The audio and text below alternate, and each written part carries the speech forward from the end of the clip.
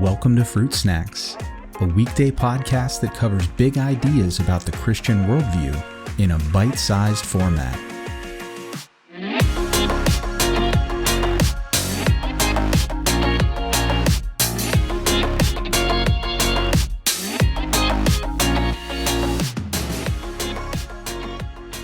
Hey everyone, in today's Fruit Snacks, we're going to discuss the major religious sects of Jesus' day and how we know what we do about them, both from inside Scripture and also outside of it, and how these differences between these groups actually played into some of the situations that we read about in the Bible. So, in terms of religious sects, there were basically three main groups in Jesus' day in and around the area of Jerusalem and Judea. There were the Pharisees, the Sadducees, and then the Essenes. Now, we don't really read about the Essenes in Scripture, but we know from other documents and archaeological findings that they were an active group at the same time. So we'll start with the most well-known one, which is the Pharisees. This is a group of religious leaders, but there was also a significant political affiliation with this group. They were, at the time of the writing of the New Testament and during the ministry and life of Jesus, the dominant religious and political sect at the time in Jerusalem. Now, characterizing this group of Pharisees were several things. One, they were pretty rigid with regard to Old Testament adherence, and they accepted the entire Old Testament, meaning the Pentateuch and Torah, the books of Moses, and the Psalms, the Proverbs, the writings, and the prophets, basically the entire Old Testament as we have it today. They also believed in resurrection, and their beliefs also extended to including spirits and spiritual entities like angels and demons. This sect is actually the one that Paul belonged to back when he was Saul, before he had his Damascus Road experience and converted to Christianity. And this is also the group that largely headed up the trial of Jesus. Caiaphas was the high priest of the Pharisees, and it is the Pharisees who basically kidnapped and tried Jesus at night, leading to his crucifixion by Pilate and the Romans. The next group we have are the Sadducees. These were also a religious and political group at the time, and they somewhat competed with the Pharisees for political control, not too dissimilarly from how we would look at our two-party system in America today.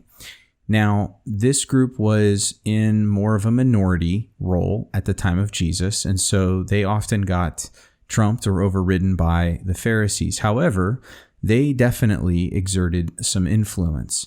Now, what set this group apart? Well, they held to the Pentateuch only, meaning the first 5 books of the Old Testament, or the books of Moses. And they really didn't accept any other part of the Old Testament as Scripture. Now, part of the result of that, but also other commitments that they had philosophically and theologically, is that the Sadducees, unlike the Pharisees, believed in no such thing as resurrection. They denied resurrection outright. And they also denied spirits, spiritual beings, angels, demons, and even an afterlife. Sadducees were, if we could use a word in today's theological dictionary, annihilationists. They believed that life ended at physical death, and there really was no afterlife after the death of one's physical body. Now, we see evidence of this group, like the Pharisees, in Scripture. It was this group that came to Jesus in places like Mark chapter 12 and raised the ridiculous question about the 7 successive husbands of this one widow, who is the most unlucky widow on the face of the planet, and the hypothetical of, well, whose husband or whose wife would she be in heaven? And this, of course, is brought up by them because they don't believe in a resurrection or an afterlife at all. And so they think this whole scenario is ridiculous. And in Jesus's perspective, it is ridiculous, but not for the reasons they think. It's not ridiculous because there's no resurrection or afterlife. It's ridiculous because in heaven, people aren't married. So Jesus gets quite easily out of this dilemma as they see it. But this is who's bringing it up. These are the Sadducees. And obviously we can see why they would bring up such a question to Jesus, because they're trying to trip him up with theology that they don't even agree with. And so they're trying to get a feel for where Jesus falls theologically. Now, lastly, we have a group called the Essenes. And they're not mentioned too much in Scripture, actually at all, by name, but we have hints of them. In the same region that the Essenes had their community is where John the Baptist operated, around 20 to 25 miles outside of Jerusalem to the south is where the Essene community was, and John the Baptist would have been in and around that area as well. And so there is some overlap in area. And so it's reasonable to believe that some of this group or even some of their teachings were known, understood, and even interacted with by John, by Jesus, and others at the time.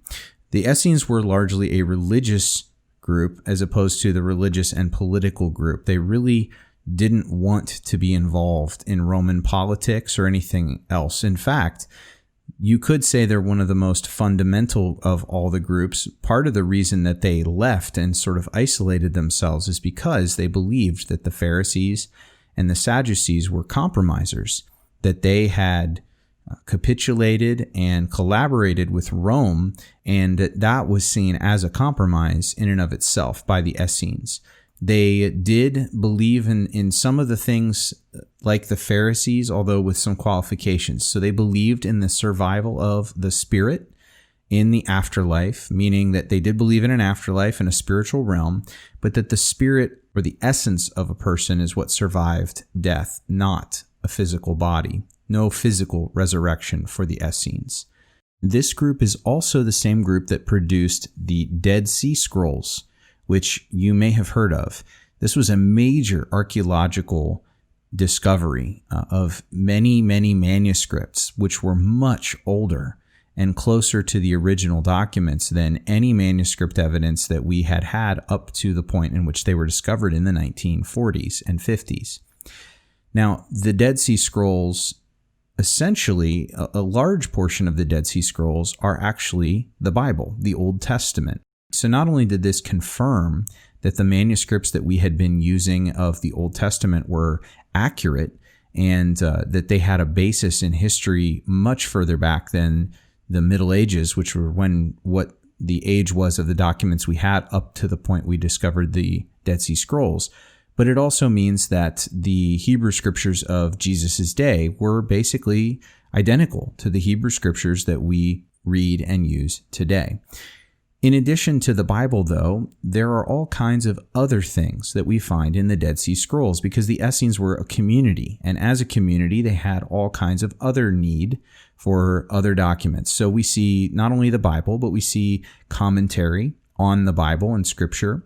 We also find in the Dead Sea Scrolls apocryphal books, so books that the Essenes would have considered Scripture or close to Scripture. They also had extra biblical literature, scrolls for community rules, hymns and prayers, wisdom literature, things like modern day horoscopes, or basically the equivalent of horoscopes.